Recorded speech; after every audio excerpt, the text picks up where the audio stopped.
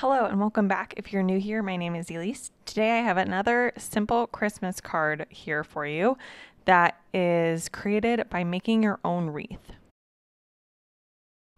Here is a look at the project and let's get into the supplies. So here you can see my supplies. I have got the new oval A2 foundation stencil with the little oval. I'm not going to use that today, but I wanted to show you that it does come with those as well and a number of different other oval sizes.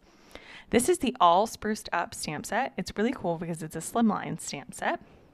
I've got those Merry Christmas dies and some acrylic blocks. I'm just going to take a pencil and outline that stencil so that I can get the shape for my wreath.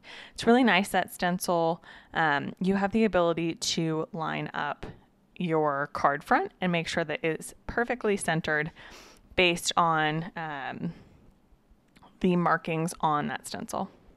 So instead of using the big stamp today, I'm going to be using some of these smaller stamps, and I'm going to be using these kind of, I guess you would call them maybe like olive branches. They're not really traditional like Christmas pine branches. And then a few of these little berry stamps. I've got a few different shades of green ink and one shade of red ink that I'm going to use for this project. I did go ahead and speed up the stamping of this only because it's pretty repetitive. So what I do is on the same block, I have one stamp going one way, and then I can just flip the block over and I have the other leaf stamp there. Using two different leaf stamps kind of adds a little bit of variety. So does using two different colors. You don't have to use two different colors or use two different little leaf images to accomplish this look, but I do think that it makes it just a little bit more interesting to look at. I've done a number of these kinds of cards in the past, but I usually use leaves that look like pine branches because it's a little bit more traditional, and I typically do circle wreaths. So I thought that this card would be fun and a little bit of a different way to do this because I am using an oval for my wreath shape. I'm kind of more making a frame for my sentiment to sit on instead of the wreath itself being, you know, like the main focus of the card. And I'm also using, like I said, not pine branches. So it's kind of fun.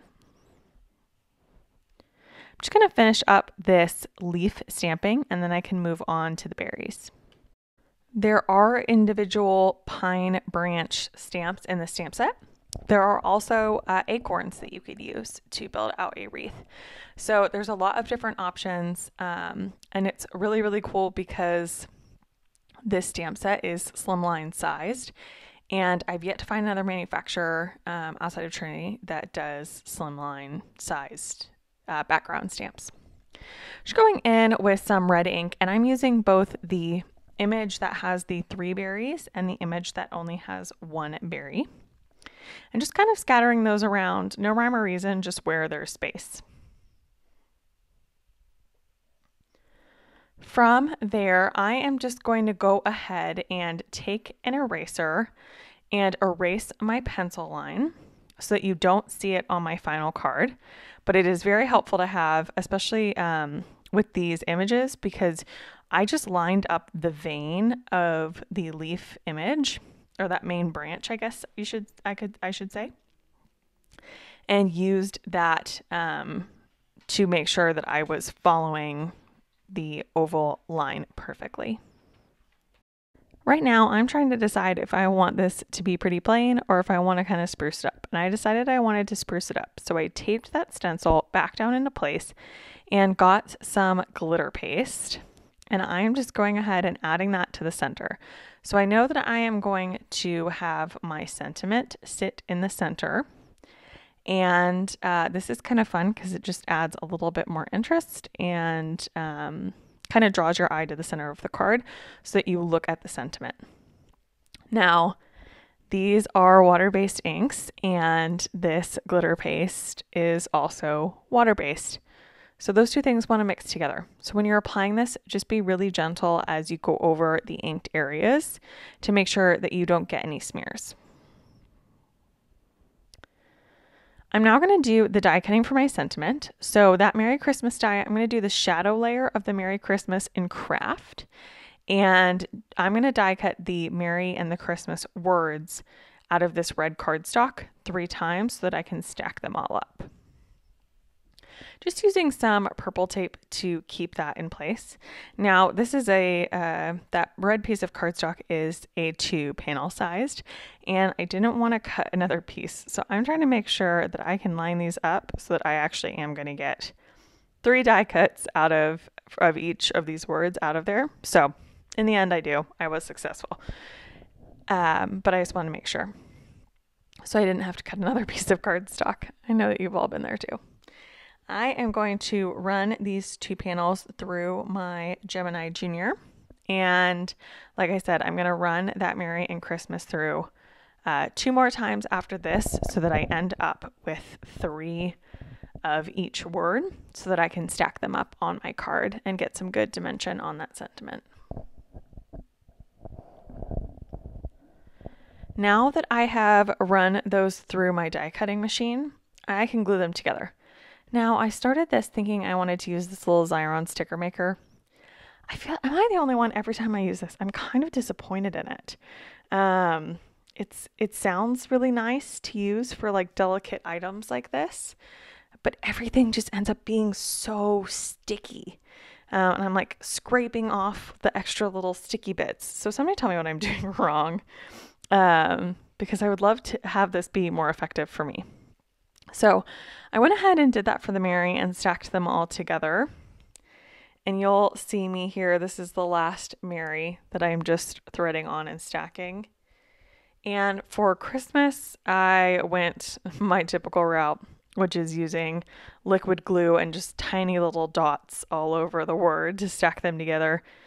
It's equally as effective in my opinion.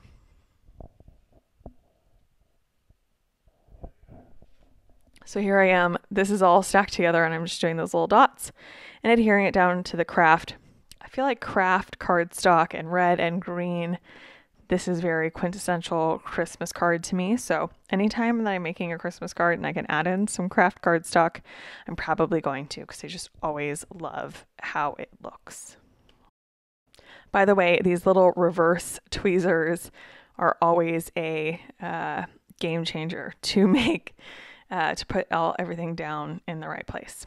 I did not forget the little eye, the dot on the eye. I did glue that down. And now I have my panel here. I've set it aside to dry and I'm just going to peel off that purple tape. And then I can move on to assembly. But I did want to show you just how glittery this is in person. This is so glittery and so fun. So highly recommend. Anytime I can add glitter to a project, I'm probably going to, because it's just so fun. Using liquid glue to add down that Merry and the Christmas, the liquid glue kind of just buys me time to make everything straight, but this is also a very strong liquid glue. By the way, all of the supplies that I used in today's project are linked down below. So if you have any questions about anything, you can find a link to the projects down below. Using my tweezers again to get that aligned, and like I said, I'm using liquid glue, so I have that little bit of wiggle room to just move those around. And once I have these placed, I am just going to glue this card panel onto an A2 size card base, and that will complete the project for today. I hope that you enjoyed another simple Christmas card from me. And if you want to see more inspiration, be sure that you subscribe. There's more videos on the screen for you to watch, and I will catch you in the next one. Thank you so much.